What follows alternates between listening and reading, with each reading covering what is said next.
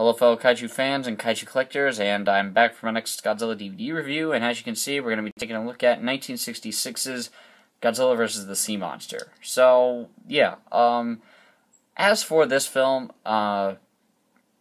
this is actually the first film that this is the first non-classic media Godzilla DVD that I ever bought. Up until that point, all I'd owned was the classic media 3-pack with Godzilla King of the Monsters, Godzilla vs. Mothra, and Godzilla, Terror of Mechagodzilla. Which, up until that point, that was the film that those were the three that I really just ended up watching most often, because I was renting most of the films, well, mainly Godzilla vs. Mechagodzilla. And in early 2010, I finally bought this down at a local FYE, and that sort of sparked my need to own the rest of the franchise. Which, 2010 was when I bought most of the Godzilla movies that I have now. All the other ones were bought in the preceding years, which that took a while for me to build up my collection. But this has dropped out of my favorites list. Like, for a while, this was the only Godzilla movie that I would watch because, well, it was the only decent DVD that I had of a Godzilla film. But, after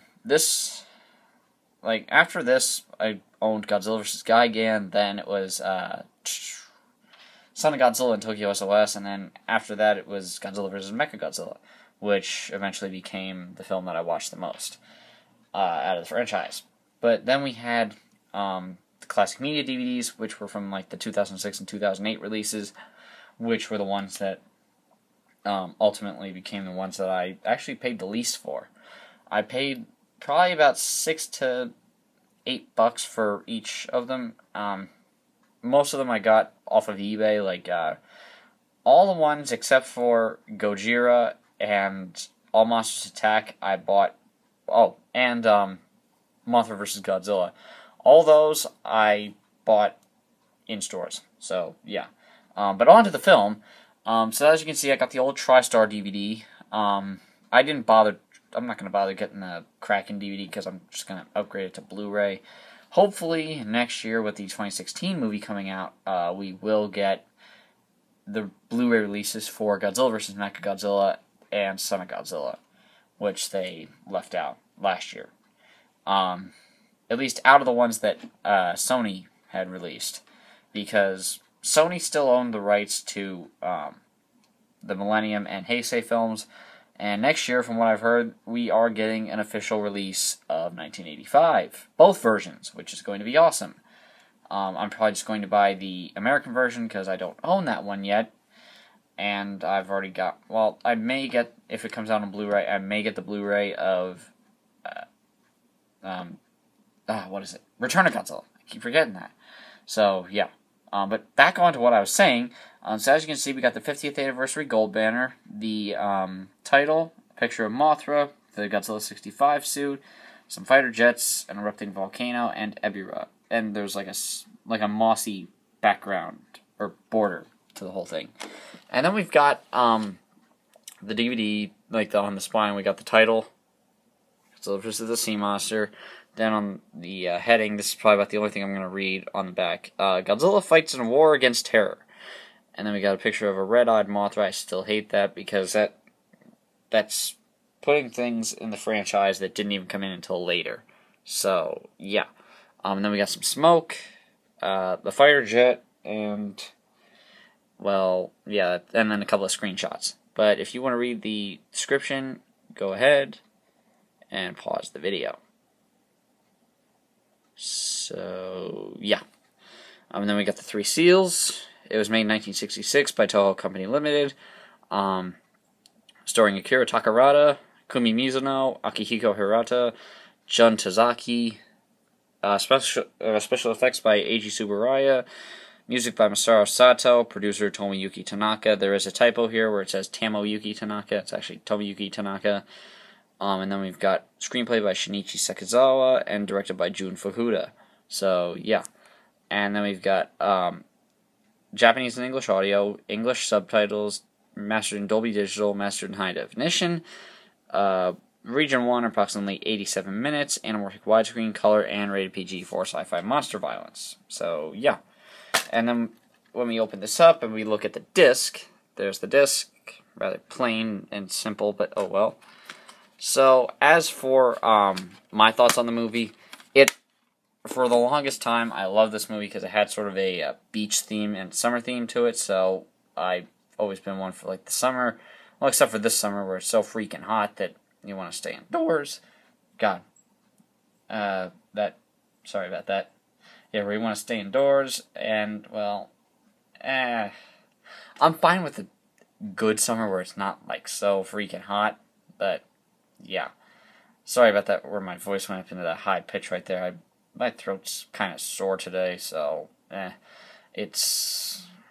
trying to strain to do some of these videos, but I want to get them done, because then I can move on to what might be my favorite movie still, Godzilla vs. Mechagodzilla. It's a tie between that and Gojira. I don't know which I like more. Right now, I'm leaning a bit more towards Gojira or Godzilla King of the Monsters, but it could change back to Godzilla vs. Mechagodzilla again. So, yeah. But as for the film itself, it's a great film. I highly recommend it. But back onto my thoughts on the movie, it has its moments. Like, the musical score is pretty good. It has almost like a James Bond feel to it. But the only other thing is that like, the characters are just, and some of the things that happen are just so bizarre.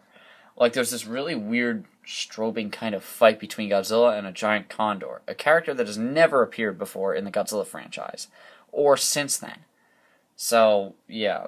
The plot is almost like an espionage film. I think that's what they were going for, was like trying to copy James Bond in a way, but they didn't really do it successfully.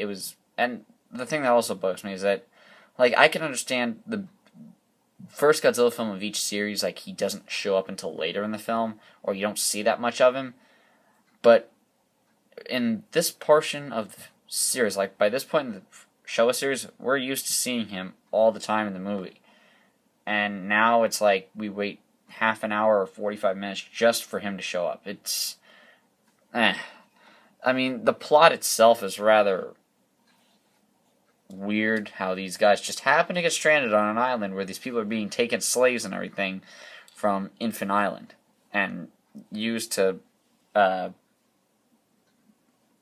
they're being used as slaves to create this juice to fight off the giant lobster Ebirah. Well, if they wanted to do that, why don't they just get a plate and some butter and cook the damn thing and eat it? Yeah. Oh well. But yeah, I don't even know how to describe this movie. But it's nowhere near as weird as the next one we're going to be going on to. So, yeah. All in all, I'd have to rate this movie probably with a... I'm trying to think of something to rate it with. I'm probably going to have to give it a 3 out of 5. I mean, like I said, it has its moments, but it's probably one of the weaker entries of the series.